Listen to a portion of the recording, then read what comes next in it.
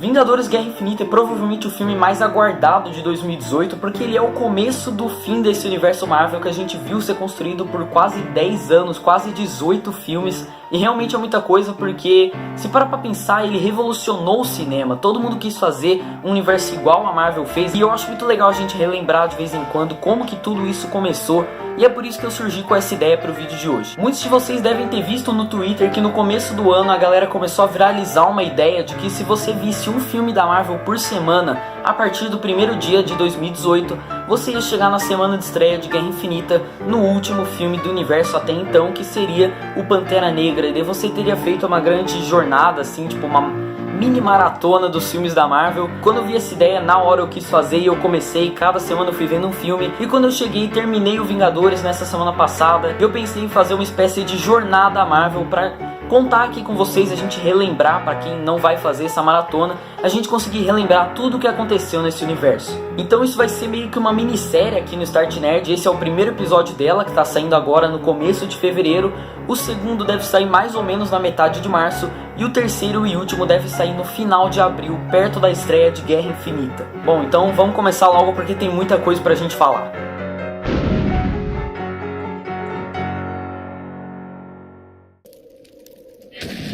Então vamos começar essa jornada em 2008 com o primeiro filme desse universo, Homem de Ferro.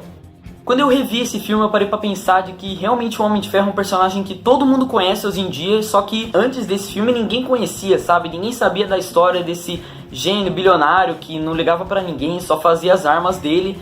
E daí do nada aconteceu esse ataque terrorista, que ele foi capturado e mantido em cativeiro por mais de 3 meses. E lá ele teve que fazer uma arma para uma organização terrorista. E ao invés disso ele construiu uma armadura para conseguir fugir de lá.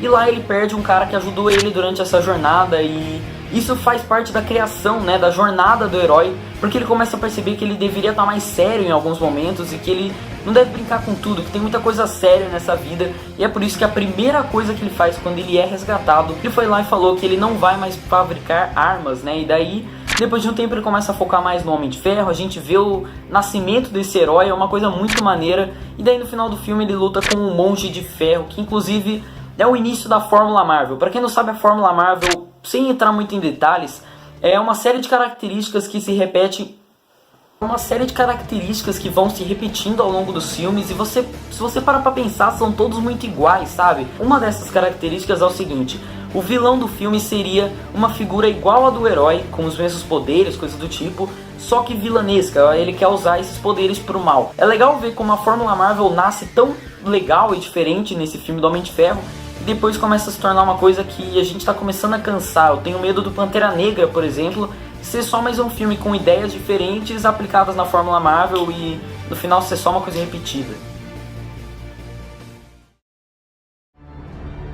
E então ainda em 2008 nós temos O Incrível Hulk.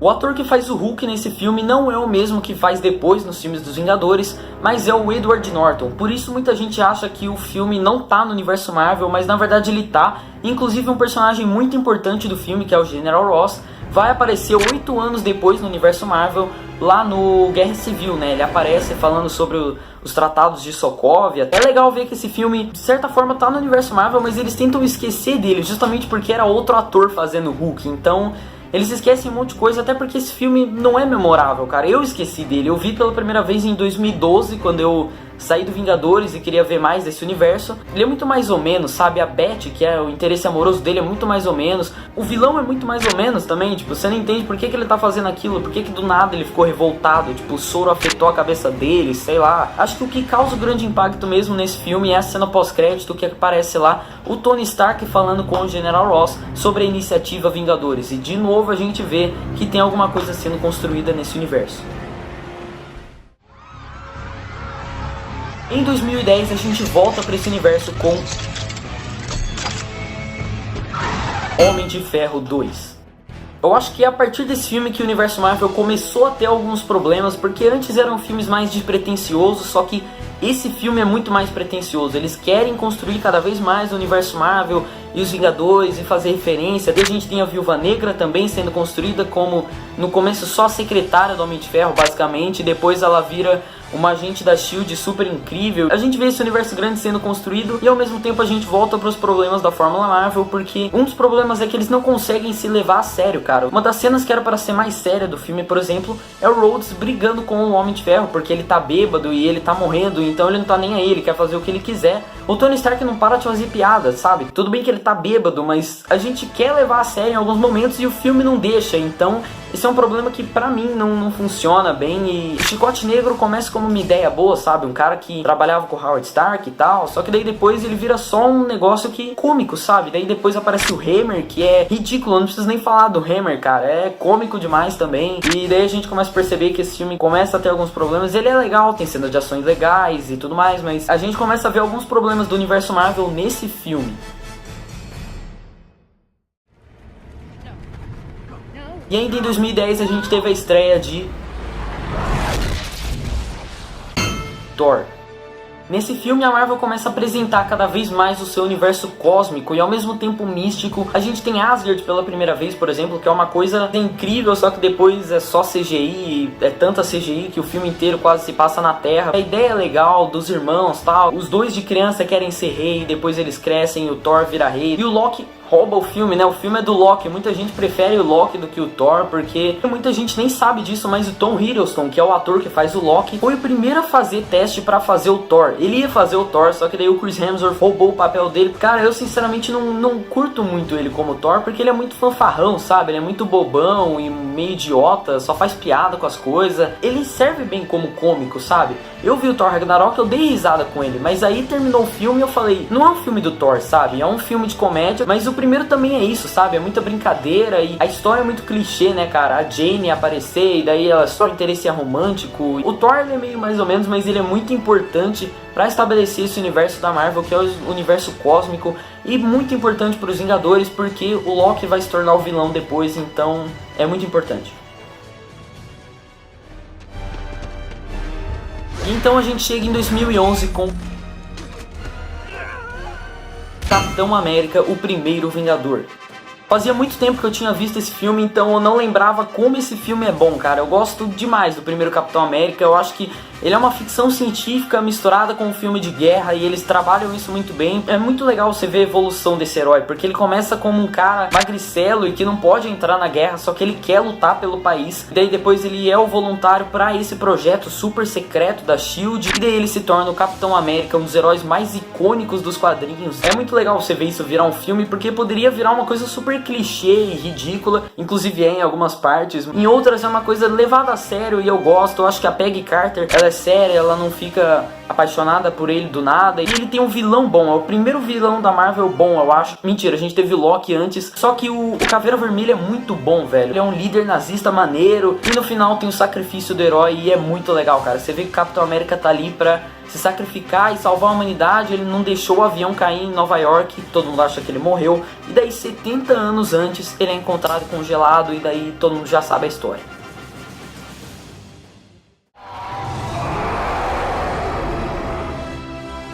E então a gente chega em 2012 no momento tão esperado: Os Vingadores. Depois que eu saí do primeiro Vingadores, do cinema, lá em 2012, minha vida mudou, cara. É por causa desse filme que eu vi muitos filmes hoje em dia, que eu sou esse nerd de hoje em dia, sabe? É muito importante pra mim. E eu já vi esse filme, tipo, milhões de vezes. Acho que no mínimo umas 6, 7 vezes. E eu lembrei como esse filme é bom, cara. A história é fechada, a união dos personagens. Eu acho que é muito bom o jeito que eles são unidos, sabe? O jeito que eles formam um time, o jeito que eles trabalham o Hulk. Agora a gente vê o Mark Ruffalo pela primeira vez e eu prefiro muito mais ele. Eu acho legal como que os heróis, primeiro eles discutem pra depois eles se unirem, né? A gente tem a cena da floresta, que o Thor briga com o Homem de Ferro, e a gente tem a cena também do laboratório, que pra mim é uma das melhores cenas do filme, porque eles vão se discutindo, e daí o Capitão América briga com o Homem de Ferro, e a gente vê um teaser do Guerra Civil, e é maneiro porque depois eles têm que se unir, porque o Coulson morre, e daí é uma inspiração pra eles. E aí vem de novo aquele problema de que as mortes não importam nesse universo, porque o Coulson morre nesse filme. Só que quem vê Agents of S.H.I.E.L.D., que inclusive é a minha série favorita, não importa o tanto que você reclame, mas enfim, ninguém se importa. O que importa é que quem vê Agents of S.H.I.E.L.D. sabe que ressuscitaram o Coulson, cara. Então, assim, O impacto foi grande ali no filme, mas depois não dura nada. E obviamente um dos grandes destaques desse filme é o vilão, porque eu gosto muito do Loki, cara. Eu acho ele um vilão da hora. O plano dele lá no aeroporto aviões e que começa a cair porque ele quis provocar esse ataque do Hulk, e daí os Vingadores têm que se unir, e a gente vê esse grupo se formar, e é uma coisa muito maneira que marcou minha infância, velho. E então o filme termina com os Vingadores formados como um grupo de verdade, depois de terminarem aquela batalha e salvarem um monte de gente. E a gente obviamente não pode esquecer da cena pós-crédito desse filme, que revela que o Loki estava trabalhando pro Thanos esse tempo todo. Guerra Infinita vai ser um negócio que vai mudar minha vida, velho. Então eu tô louco pra ver esse filme e foi muito legal fazer essa maratona. Tem muito mais filme pra frente, então se vocês querem saber sobre esses filmes, deixem aqui nos comentários também, porque eu dou muito valor pros comentários de vocês, cara. Eu gosto de ler, eu respondo todos eles, até os comentários ruins eu respondo. Comentar o que você achou de ruim nesse vídeo, o que você achou de bom, o que você acha que eu tenho que melhorar, porque assim eu sei como que eu devo continuar esses vídeos aqui no canal. É muito importante pra mim, principalmente agora que a gente chegou a 400 inscritos. Obrigado a todo mundo que se inscreveu. É legal ver que isso aqui tá dando certo, porque eu gosto de conversar com vocês sobre esses assuntos, e não adianta nada fazer vídeo que eu gosto se vocês não gostam, porque daí eu tô perdendo muito tempo aqui falando sozinho. Além disso, se inscreve, deixa like, vocês já sabem disso, mas eu quero lembrar vocês que esse é um canal em dupla, porque eu sei que tem muito inscrito novo, e a galera não sabe que o meu parceiro Abi grava vídeos sobre games, então estão sempre aqui na descrição, vale a pena você conferir. Então é isso, valeu, até o próximo vídeo e adeus!